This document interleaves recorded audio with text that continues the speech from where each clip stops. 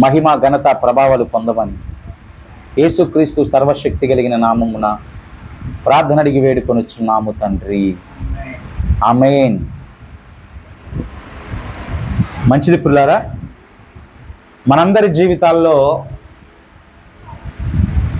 కొన్ని పరిస్థితులను మనము జ్ఞాపకం చేసుకోగలిగినట్లయితే కొన్ని సమయాలలో, సందర్భాల్లో హీనదశను మనం చూస్తాం, దుర్దశను మనం చూస్తాం, చీకటికరమైనటువంటి పరిస్థితులను మనము చూస్తాం. లేదయ్యా, ఇటువంటి చీకటికరమైన పరిస్థితులు నాలో లేవు అని ఎవరైనా చెప్పగలరా పిల్లరా? నా కుటుంబ పరిస్థితులన్నీ కూడా ఆనందంగానే ఉన్నాయి, సంతోషంగానే ఉన్నాయి, నా కుటుంబాలకు ఏ బాధలు లేవు, హీన స్థితి, చీకటి స్థితి లేదు అని ఎవరైనా చెప్పగలరండి? ఎవరు చెప్పలేరు. ఏదో ఒక సందర్భంలో, ఏదో ఒక దినాన మనం అనుకున్నా అనుకోకపోయినా కొన్నిసార్లు కొన్ని సందర్భాలలో, కొన్ని దినాలలో చీకటికరమైనటువంటి పరిస్థితులను, దుర్దశను లేదా హీన దశను మనం చూసేవారిగా ఉంటాం. సాధారణంగా ప్రభువు విశ్వాసులను హీన దశలోనికి నడిపించరు. కొన్ని పరిస్థితుల ప్రభావముగా మనం నడిపించబడినప్పటికీ కూడా ప్రభువుని ఆధారముగా చేసుకొని ఆత్మీయ స్థితిలో నడుస్తున్నటువంటి మనందరి హీన దశను ఆయన తీసివేసే దేవుడుగానే ఉంటాడు. దుర్దశను తీసివేసే దేవుడుగానే ఉంటాడు. ఆ బాధాకరమైన, చీకటికరమైనటువంటి దినాలను, రోజులను ప్రభువారు తీసివేసేటటువంటి దేవుడుగా ఉండి నిశ్చయమైనటువంటి ఆనందమును, దేవునికి స్తోత్రం, ఆనందమును మనకు కలుగు చేసేటటువంటి దేవుడుగా ఆయన ఎల్లవేళలా ఉన్నాడు అని మనం జ్ఞాపకం చేసుకోవాలి. అంటే దీన్ని బట్టి మనకు అర్థమైన మాట ఏంటంటే, ఆయన మనకు ఆనందాన్ని ఇచ్చేటటువంటి దేవుడని. మన గృహాల్లో ఏమైనా వస్తువులు కొనుక్కున్నప్పుడు సంతోషంగా, ఆనందంగా ఉంటామండి. నూతన వస్తువు మనం తీసుకొచ్చాం, చాలా ఖర్చు పెట్టి ఒక వస్తువుని తీసుకొచ్చాం, దాన్ని చూసి మనం ఏమవుతాం? సంతోషిస్తాం, ఆనందిస్తాం.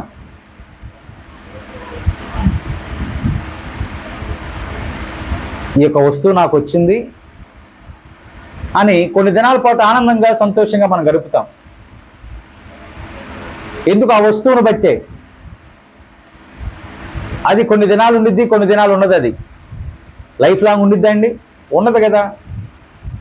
కానీ ప్రభు ఏమంటున్నాడంటే, ఆయనలో ఎదిగేటటువంటి వారికి, ఫలించేటటువంటి అనుభవంలో నడిచేటటువంటి వారందరికీ ఆయన చెప్తున్న మాట ఏంటంటే, మిక్కిలి హీనదశ పక్కన పెట్టేసి, హీనదశను దూరం చేసి దేనిని ఇస్తాడు అని చెప్తున్నా అంటే ఆనందాన్ని ఇస్తాడు. మరి ఆనందాన్ని మనం పొందాలి. ఎలా పొందుతాం అని కనుక ఆలోచన చేస్తే, బైబిల్ గ్రంథంలోంచి కొన్ని మాటలు మనం చూడగలిగినట్లయితే పుల్లారా, యోబు గ్రంథము 11వ అధ్యాయము 13వ వచనం నుంచి 17వ వచనం వరకు కొన్ని మాటలు అక్కడ రాయబడి ఉన్నాయి.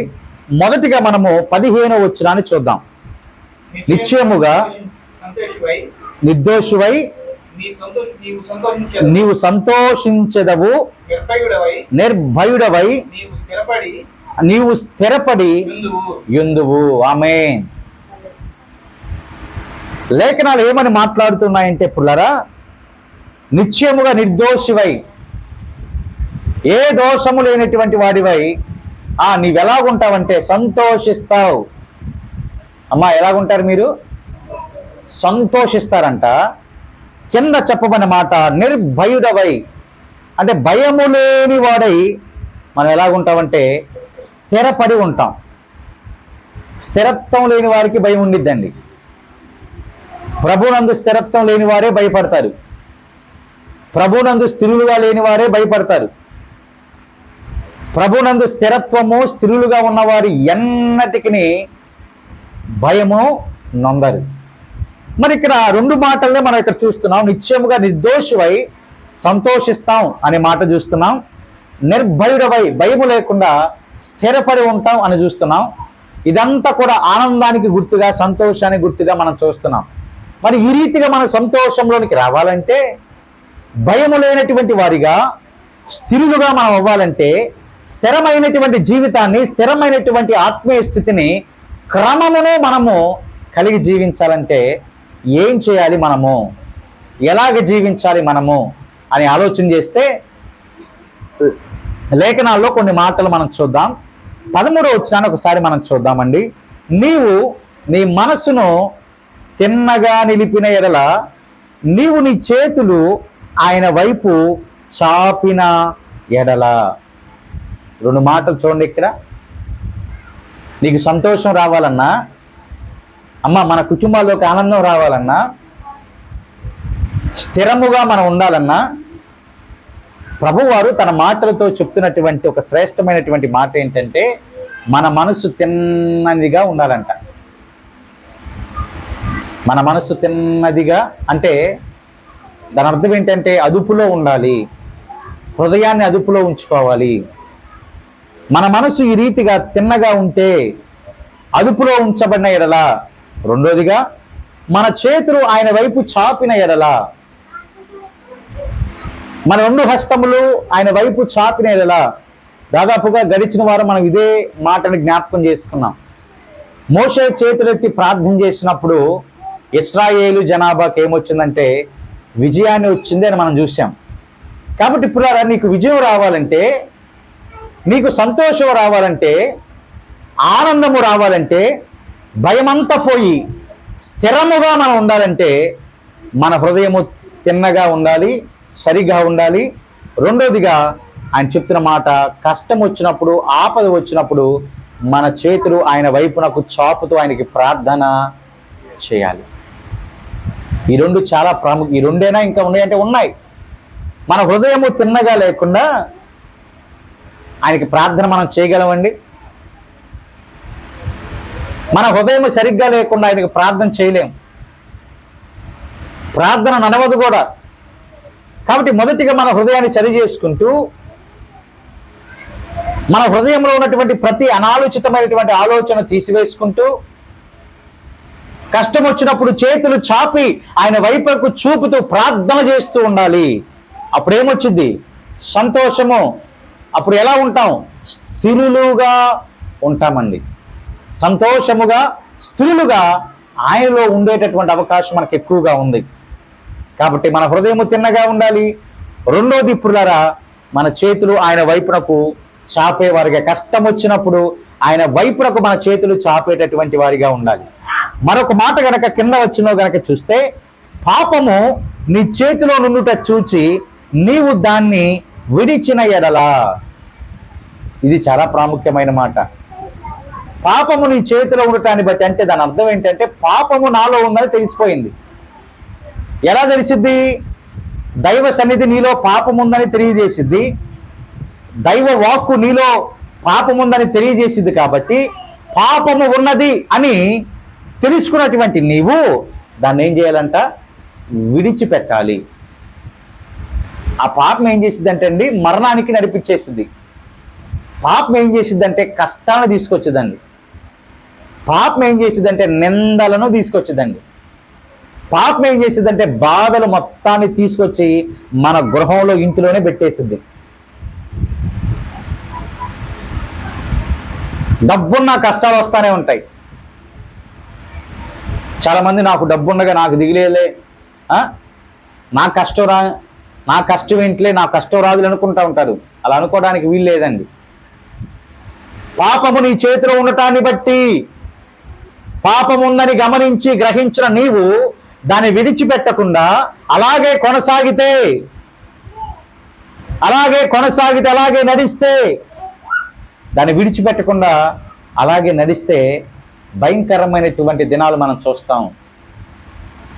కాబట్టి అటువంటి దినాలు చూడకుండా ఆనందకరమైన దినాలు, సంతోషకరమైనటువంటి దినాలు నీవు చూడాలంటే మొదటిగా ఏం చేయాలంట? హృదయము తిన్నగా ఉండాలి. రెండోది ఎలా ఉండాలంటే, పుల్లారా, చేతులు ఆయన వైపునకు చాపేటటువంటి వారిగా ఉండాలి. పాపము మనలో ఉంది అని తెలుసుకున్నప్పుడు దానిని విడిచిపెట్టి ఆయనకు ప్రార్థన చేసేటటువంటి అనుభవాల్లో నడిచేటటువంటి వారిగా ఉండాలి.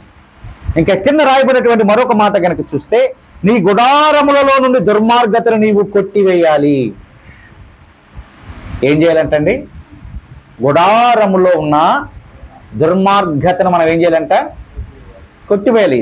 గుడారము అనగా అర్థం ఏంటి? నివసించేటటువంటి గృహము అని.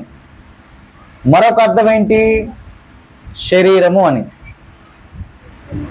అంటే దీన్ని బట్టి మనకు అర్థమవుతుంది ఏంటంట, మన నివసించేటటువంటి గృహాల్లో దుర్మార్గత ఉండకూడదు. మన శరీరములో దుర్మార్గత ఉండాలా? ఉండకూడదు. ఏమంటుంది బైబిలు? ఆ దుర్మార్గతను విడిచిన ఎడల అంటే మొదటిగా మనం ఎక్కడ యథార్థవంతులుగా ఉండాలంటే మన గృహాలలో యథార్థవంతులుగా ఉండాలండి. యథార్థవంతులుగా. నా గృహంలో ఉండేది నా రక్త సంబంధులే కదా, నా కుటుంబపు వారే కదా, వారి ముందు నేను ఎలాగైనా ఉండొచ్చులే అని అనుకుంటే నీవు సంతోషాన్ని నీవు కుటుంబముతో పాటు కలిసి చూడలేవు. స్థిరత్వాన్ని నీ కుటుంబముతో పాటు కలిసి చూడలేవు. ఎప్పుడు భయము, ఆందోళన అవే చూస్తాం కానీ స్థిరత్వాన్ని కానీ, భయము లేని స్థితిని కానీ, ఆనందాన్ని కానీ మనం చూడం. నా గృహంలో ఉంటే ఎవరు చూశారులే అని అనుకుంటారు చాలామంది. ప్రభు లేఖనాలు మాట్లాడుతున్నాయి మనలో, నీ గుడారములో, మన గుడారములో, నివసించే గృహాల్లో, శరీరములో, ఈ శరీరములో, ఈ గుడారములో దుర్మార్గత ఉండకూడదండి. ఈ శిథిలమైపోయేటటువంటి వాటిలో దుర్మార్గత ఉండకూడదండి. ఇవి ఎప్పటికైనా శిథిలమైపోతాయి కదా. ఈ గృహం ఎప్పుడైనా శిథిలమైపోయింది. ఈ శరీరం ఎప్పుడైనా మట్టిలోనికి ఏమవ్వాలంట? కలిసిపోవాల్సిందే, వెళ్ళిపోవాల్సిందే. అంతే కదండి. చనిపోయిన తర్వాత ఎక్కడికి వెళ్ళిపోయింది? శరీరం మట్టికి అయిపోయింది, మంటిగా అండిపోయింది. కాబట్టి ఈ శరీరంలో నివసించే గృహాలలో దుర్మార్గత ఉండకూడదు. విధేయత ఉండాలి, భయభక్తులే ఉండాలి. ఎలాగుండాలంటండి? భయభక్తులు ఉండాలి. అంటే గృహాల్లో కూడా మన భక్తిని మనం కాపాడుకోవాలండి. గృహాల్లో కూడా మన ప్రవర్తన మనం కాపాడుకోవాలండి. గృహాల్లో కూడా మన ఆత్మీయ స్థితిని మనం కాపాడుకోవాలండి. ఎవ్వరి ముందు కూడా మన ఆత్మీయ స్థితిని తేలిగ్గా చేసుకోవాలి. మన గృహంలో ఈవెన్ సొంత రక్త సంబంధులే మన ముందున్న వారి ముందు కూడా మన ఆత్మీయ స్థితిని మనం తేలిక చేసుకోకూడదు. ఎప్పుడు తేలిక అవుతాం? అనరాని మాటలు మనం అన్నప్పుడు. ఎప్పుడు తేలిక అవుతాం? ప్రభు మార్గం విడిచినప్పుడు. ఎప్పుడు తేలిక అవుతాం? ఆజ్ఞల ప్రకారంగా నడవనప్పుడు తేలికైపోతాం. మన ఇంట్లో ఉన్న వారికే తేలికైపోతాం. కాబట్టి మన గృహాల్లో మొదటిగా ఏమి ఉండకూడదంటే దుర్మార్గత ఉండకూడదండి. మన ఎంట మనం యథార్థంగా నడుచుకోవాలి. ప్రభు సన్నిధిలో ఎంత యథార్థంగా ఉంటున్నామో, ప్రభు సన్నిధిలో ఎంత భయభక్తులుగా ఉంటున్నామో ఈ మాట ఆలకించండి. అంతే యథార్థముగా, అంతే భయభక్తులతో మన గృహాల్లో మనము నివసించిన ఎడల అప్పుడు మనకేమొస్తుందంట? ఆనందము, సంతోషము, స్థిరత్వము అనేటటువంటిది మనకు వచ్చింది. దేవునికి స్తోత్రం కలుగునుగాక. చూడండి, బైబిల్ ఎంత గొప్ప మాటలండి ఇవి. ఎవరు చెప్తారు పిల్లలు ఈ మాటలు? నువ్వు ఆనందంగా ఉండేటటువంటి సూత్రం బైబిల్ కన్నా సెలవిస్తూ ఉంది కదా. ఆనందంగా ఉండేటటువంటి ఒక మార్గాన్ని ప్రభు తెలియపరుస్తున్నాడు కదా. ఆనందంగా జీవించే, స్థిరంగా ఉండే జీవితాన్ని ఇలా ఉంటే కలిగి ఉంటామని లేఖనాలు మాట్లాడుతున్నాయి కదా. మరి ఎందుకు జీవించలేకపోతున్నాం మనం? ఎందుకు జీవించలేకపోతున్నాం మనం? ఏదో ఒక ఆశ కదా పుల్లారా. ఏదో ఒక ఆశ మనం ఏం చేస్తుందంటే ఇంటిలో దుర్మార్గత ఉండేటట్లు చేస్తుంది. ఏదో ఆశ మనం ఏం చేస్తుందంటే ఆ పాపము చేసేటట్లు చేస్తుంది. ఏదో ఆశ మనల్ని ఏం చేస్తుందంటే ప్రభువునకు ప్రార్థన చేయకుండా మన మనసును లాగేస్తుంది. ఏదో ఆశ మనం ఏం చేస్తుందంటే మన హృదయము, మనసు తిన్నగా ఉండకుండా చేస్తుంది. ఆశ,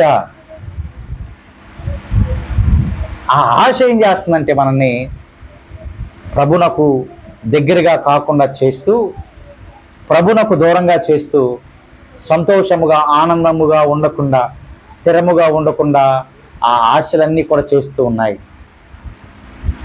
మిగులు ఆస్తి కలిగిన వాడు ఒకడు యేసుక్రీస్తు ప్రభు వారి యొద్దకు వచ్చాడు. నిత్య జీవితానికి వారసుడుగా అవ్వాలంటే ఏం చేయాలన్నప్పుడు ఆయన అన్నాడు కదా, నువ్వు ఆజ్ఞలన్నీ కూడా పాటించాలని. నరహత్య చేయకూడదయ్యా, దొంగతనం చేయకూడదయ్యా, ఇరుగు పొరుగు వారిని ప్రేమించాలయ్యా, అబద్ధం చెప్పకూడదయ్యా. ఆ మనుషుడు అంటున్నాడు, ఇవన్నీ నేను చిన్నప్పటి నుంచే పాటిస్తున్నానయ్యా అని అన్నాడు. ఏమన్నాడంటే ఆ మనుషుడు, చిన్నప్పటి నుంచే పాటిస్తున్నాను కదా, అదంతా కూడా మత్తయి సువార్త 19వ అధ్యాయంలో ఉంటుంది. చిన్నప్పటి నుంచే పాటిస్తా కదా, ఇక నాకు దిగులే ఉందయ్యా అంటాడు.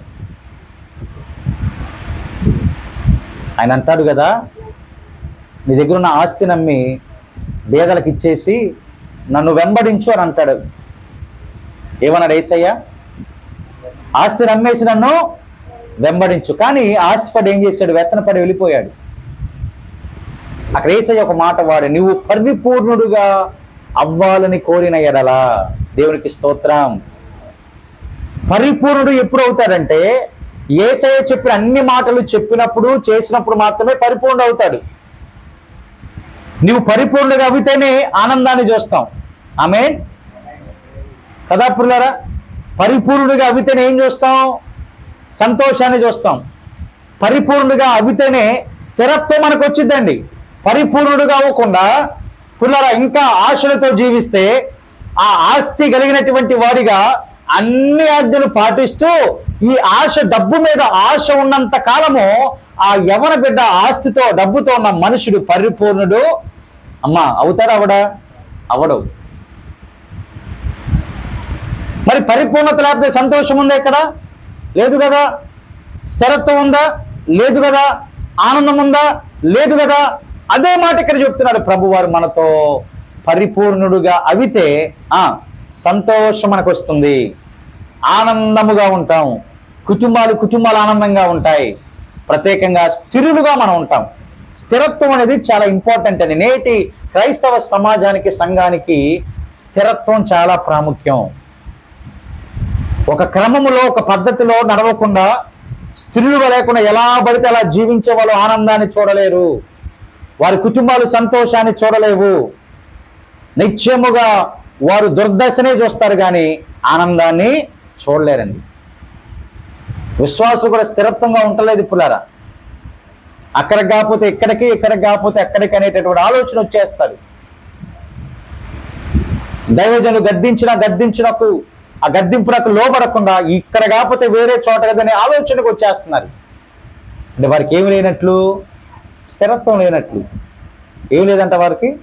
స్థిరత్వం లేదు. ఎందుకు లేదంటే వారు ఇంకా పరిపూర్ణులుగా అవలా. ఏదో ఒక ఆశ లోపల ఉండిపోయింది, ఏదో ఒక లోకాశ వారిలో ఉండిపోయింది. పునరా లోకాశను విడిచిపెట్టి, పాపము చేతిలో ఉన్నదాన్ని చూచి దాన్ని విడిచిపెట్టి, మన గృహాలలో శరీరాలు ఉన్నటువంటి దుర్మార్గతను తీసివేసుకొని మన చేతులను ఆయన వైపునకు చాపుతూ హృదయాన్ని తిన్నగా ఉంచుకొని ప్రార్థన చేస్తే దేవునికి స్తోత్రం, నిత్యముగా నిర్దోషులుగా మనం అవుతాం. సంతోషభరితమైన వారిగా కుటుంబాలుగా అవుతాం. రెండోదిగా నిర్భయుడుగా, భయము లేకుండా స్థిరత్వము కలిగిన వారిగా, ఒక నమ్మకమైన కుటుంబముగా మన కుటుంబము, మన గ్రామములలో ప్రభువారు నిలపబోతున్నాడండి. దేవునికి స్తోత్రం. మన గ్రామంలో మన కుటుంబాన్ని ప్రభువు స్థిరత్వమైన కుటుంబంగా చేయబోతున్నాడు. ఎప్పుడో తెలుసా? ఆయన వైపు చేతులెత్తి ప్రార్థన చేసినప్పుడు. ఎప్పుడో తెలుసా? పాపాన్ని విడిచినప్పుడు, గృహాలలో శరీరములో దుర్మార్గతను తీసివేసినప్పుడు. అంత మాత్రమే కాదు కానీ మన మనస్సును తిన్నగా, హృదయమును తిన్నగా ఉంచినప్పుడు ఆయన ఇటు కృపా శక్తి అంతా కూడా మనకి అనుగ్రహించేటటువంటి దేవుడుగా ఉన్నాడు పుల్లారా. కింద మరికొన్ని మాటలు కనుక మనం చూస్తే పుల్లారా, నిశ్చయముగా నీ దుర్దశను నీవు మరచెదవు. ఏమంటున్నా అండి? దుర్దశను మర్చిపోతావు. ఇక ఆనందం ఉంటే గడిచిన దినాలు మనం జ్ఞాపకం చేసుకుంటున్నామా? చాలా ఆనందంగా ఉన్నాం. ప్రభులోకి వచ్చిన తర్వాత ఆనందం వచ్చేసింది, సంతోషం వచ్చేసింది, అంత ప్రభు మనని ఆత్మీయ స్థితిలో నడిపిస్తూ ఉన్నాడు. అసలు కష్టాలు రాకుండా నడిపిస్తూ ఉన్నప్పుడు ఆ గడిచిన జ్ఞాపకాలను మనం ఏమాత్రం గుర్తు చేసుకోం. ఎప్పుడు గుర్తు తెచ్చుకుంటాం? సాక్ష్యము చెప్పాల్సినటువంటి సందర్భాల్లో గుర్తు చేసుకుంటాం. నేను ఇలా ఉన్నాను, మిక్కిలి హీన దశలో, దుర్దశలో నేను ఉన్నప్పుడు ప్రభు నన్ను ఏం చేశాడంట? దర్శించాడు. ప్రభు నన్ను ఏం చేశాడంట? పరిపూర్ణుడుగా చేశాడు. నాకు సంతోషాన్ని ఇచ్చాడు, నా కుటుంబానికి సంతోషాన్ని ఇచ్చాడు, స్థిరత్వాన్ని ఇచ్చాడు అని సాక్ష్యం చెప్పినప్పుడు మనం జ్ఞాపకం చేసుకుంటాం. కానీ అస్తమానం మన దుర్దశను మాత్రం జ్ఞాపకం చేసుకుంటామండి? లేదు కదా. గడిచిన దినాలను జ్ఞాపకం చేసుకుంటామా? లేదు కదా. ముందున్న వాటి కొరకై మనం ఏం చేయాలంటే వేగిరపడాలి అని లేఖనాలు మాట్లాడుతూ ఉన్నాయి. వెనక ఉన్నవి మరిచి ముందున్నటువంటి వాటి కొరకై మనము ప్రయాసపడుతూ ఆత్మీయ స్థితిలో ఎదిగేటటువంటి వారిగా ఉండాలి. కాబట్టి మిక్కిలి హీన దశ, దుర్దశను మనం ఏమైపోతామంట? మర్చిపోతాం. దేవుడికి స్తోత్రం. అవి జ్ఞాపకం ఉంచుకోవాల్సిన అవసరం ఏముందండి? అవసరం లేదు. వాటి వల్ల ఏమన్నా యూజ్ ఏమైనా ఉంటే, ఉపయోగం ఏమైనా ఉంటే దాన్ని జ్ఞాపకం ఉంచుకున్నా పర్వాలేదు. అసలు వాటి వల్ల ఉపయోగం లేదు కదా, వాటి వల్ల ఏమొచ్చే ఆనందం ఏం లేదు కదా. కాబట్టి వాటిని మరిచిపోయి లేఖనాలు చెప్తున్నటువంటి మాట ఏంటంటే, దాటిపోయిన పారు నీటిని జ్ఞాపకము చేసుకున్నట్లు నీవు దాన్ని జ్ఞాపకము చేసుకునేదవు. అప్పుడు నీ బ్రతుకు మధ్యాహ్న కాల తేజస్సు కంటే అధికముగా ప్రకాశించును. దేవునికి స్తోత్రం. మన జీవితాలు ఎలాగుంటాయంట? మధ్యాహ్న కాలపు తేజస్సు కంటే అధికముగా ఉంటాయి. మధ్యాహ్న కాలం ఎంత తేజస్సు ఉండిద్దండి, ఎంత వెలుగుండిద్దండి. ఎండాకాలంలో ఎంత వెలుగుండిద్ది పిల్లారా? ఇప్పుడు ఈరోజు వర్షం పడుతుంది కాబట్టి మనకు కొంత వెలుగు తగ్గింది కదా. ఎండాకాలం ఎలా ఉండిద్ది వెలుగు? మిట్ట మధ్యాహ్నం వెలుగు ఎలా ఉండిద్ది? ప్రభు ఇక్కడ చెప్తున్నటువంటి మాట ఏంటంటే, మన బ్రతుకు కూడా, మన జీవితాలు కూడా మధ్యాహ్న కాలము తేజస్సు వెలుగు ఎంతలా ఉంటుందో అంతకంటే అధికముగా మనము దీవించబడతామని ఆయన చెప్తూ ఉన్నాడు. దేవునికి స్తోత్రం. ఆ వెలుగు కంటే అధికముగా ప్రకాశిస్తాం. ఎప్పుడు? చేతిలో పాపముండి దానిని విడిచినప్పుడు, మన చేతులు ఆయన వైపునకు చూపి ప్రార్థన చేసినప్పుడు, దుర్మార్గతను విడిచినప్పుడు, హృదయాన్ని మనసును తిన్నగా నిలిపినప్పుడు, పరిపూర్ణులుగా అవినప్పుడు మధ్యాహ్నకాల తేజస్సు కంటే, మధ్యాహ్న కాల సమయము తేజస్సు కంటే మనం ఇంకా ఎక్కువగా ప్రకాశిస్తామండి. అక్కడ ప్రభువారు చెప్తున్న మరొక మాట ఏంటంటే, చీకటి కమ్మినను అది అరుణోదయము వలె కాంతిగా నుండును. ఆమేన్. అరుణోదయము వలె, సూర్యోదయము వలె చీకటి కమ్మిన ఎలాగుంటుందంట? కాంతిగానే, వెలుగుగానే ఉంటుంది. మన జీవితాలు ఇంకే మాత్రం చీకటి ఉన్నదంట, ఏమాత్రం బాధలు ఉండవంట. అప్పుడులా అదేంటయ్యా యేసయ్యలోకి వస్తే బాధలు ఉండవంటావేంటి? ఏబు బాధలు పడలేదా? దానియేలు బాధలు పడలేదా? మనం ధ్యానించే భక్తులందరూ కూడా బాధలు పడ్డారు కదా. నువ్వేం బాధలు లేవు అని చెప్తున్నావంటే, బాధపడుతున్న బాధలతో వాటన్నిటి నుంచి ఆయనే కదా విడుదలనిచ్చేది. ఆమేన్ కదా పిల్లరా. మన జీవితాల్లో కొంతకాలం చీకటి ఉన్న అరుణోదయము వలె కాంతిగా మార్చేది ఆయనే కదా. మధ్యాహ్న కాలపు తేజస్సు కంటే వెలుగుగా చేసేది ఆయనే కదా. మరి ఇవన్నీ తెలుసుకున్న మనము ఈ బాధ వచ్చిందని బాధపడతామా? ఇవన్నీ తెలుసుకున్నటువంటి మనము నా జీవితం ఇలాగైపోయింది అని వేదన పడతామా? లేదు కదా. ఆయన నిశ్చయంగా చెప్తున్నాడు, తేజస్సు కంటే, మధ్యాహ్న కాలపు వెలుగు తేజస్సు కంటే మన జీవితాలు ఎలాగుంటాయి? వెలుగుగా ఉంటాయి. అరుణోదయపు కాంతి వలె, సూర్యోదయపు కాంతి వలె. ఏ చీకటి పరిస్థితులు ఉన్నా, చీకటి కమ్మిన గాఢాంధకారపు లోయలలో, చీకటిలో మనము కమ్మబడి ఉన్నప్పటికీ కూడా ఆయన ఏం చేయబోతున్నా అంటే మనందరినీ కూడా కాంతిలోనికి, వెలుగులోనికి, ఆనందంలోనికి, సంతోషంలోనికి నడిపించబోతున్నారండి. ఒక్కసారి ఆలోచన చేయండి. నీ జీవితంలో ఎంత చీకటి ఉందో, నీ కుటుంబంలో ఎన్ని చీకటి పరిస్థితులు ఉన్నాయో, నీ కుటుంబంలో ఎంత ఆందోళన ఉందో, ఎంత దుఃఖం ఉందో మన కుటుంబాలలో, ఎంత వేదన ఉందో మన కుటుంబాలలో ఒకసారి ఆలోచన చేయండి పుల్లారా. దాన్ని అంతటినమ్మా ప్రభు తీసివేయటానికి సిద్ధంగా ఉంటున్నాడు. మనము ఆయన వైపునకు తిరిగితే, చేతిలో పాపం ఉండటాన్ని బట్టి దాని నుంచి బయటకు వస్తే, చేతులు ఆయన వైపు చూపుతూ ప్రార్థన చేయడానికి సిద్ధపడితే, గృహంలో ఉన్న దుర్మార్గతను, శరీరంలో ఉన్నటువంటి దుర్మార్గత అవిధేయతను కొట్టివేస్తే నీవు నిశ్చయంగా సంతోషిస్తావు. నిర్భయుడవై ఎలాగుంటావంట? స్థిరులుగా ఉంటావు, పరిపూర్ణులుగా అవుతావండి. ఇక పరిపూర్ణులుగా అయిన వాడు సరాసరి నేరుగా వాడు ప్రభు పిలుపు నైపుణ్యత అందుకున్న తర్వాత ఎక్కడికి వెళ్ళిపోతారంటే ప్రభు యొక్క రాజ్యంలోనికి. అటు పరిపూర్ణత మనలో ఉందా పుల్లారా? అమ్మా, అటు పరిపూర్ణత మనలో ఉందా? అటు పరిశుద్ధత, పవిత్రత మనలో ఉందా? ఉందా పుల్లారా? లేదు, నిశ్చయంగా లేదు. ఎందుకంటే ఏదో ఒక లోక ఆశ, ఆ మిగులు ఆస్తి కలిగినటువంటి వాళ్ళు ఉన్న ఆశ అన్ని పాటించారంట, కానీ ఆస్తి మీద ప్రేమ చావల. ఆస్తి మీద ప్రేమ చావలేదు పుల్లారా, కోరిక చావలా. నీవు కూడా ఏదో ఒక ఆశతో కొట్టుమిట్టాడితే, ఏదో ఒక పరిస్థితులతో కొట్టుమిట్టాడితే తద్వారా చీకటి వచ్చిందని గమనించాలి. మన బ్రతుకు ఏమాత్రం వెలుగు లేదని గమనించాలి. ఏమాత్రము కూడా ఇదిగో ఆశీర్వాదం లేదని గమనించాలి. ఆ దినాలన్నీ కూడా బహుభయంకరంగా ఉంటాయి, బహు దుఃఖకరముగా ఉంటాయి, బహువేదనకరముగా అటువంటి దినాలన్నీ కూడా ఉంటాయి పుల్లారా. అవన్నీ పోయి మధ్యాహ్న కాలపు వెలుగు కంటే అధికమైన వెలుగు నీవు చూడాలంటే, అమ్మా నీ కుటుంబము చూడాలంటే, ఆశీర్వాదాన్ని చూడాలంటే, మేలులు చూడాలంటే, సూర్యోదయపు కాంతి వెలుగును చూడాలంటే మనలో ఉన్న దుర్మార్గత మనము తీసేసుకోవాలి. మన గృహాల్లో ఉన్న దుర్మార్గత తీసేసుకోవాలి. గృహాల్లో ఉన్నటువంటి చెడుతనం అంతా కూడా తీసేసుకోవాలి. చాలామంది గృహాల్లో ఒకలాగా, పరిశుద్ధ సన్నిధిలో ఒకలాగా ఉంటారు. అలాగే మనం ఉండకూడదండి. గృహాల్లో ఉన్న దుర్మార్గతను ఏం చేయాలంట?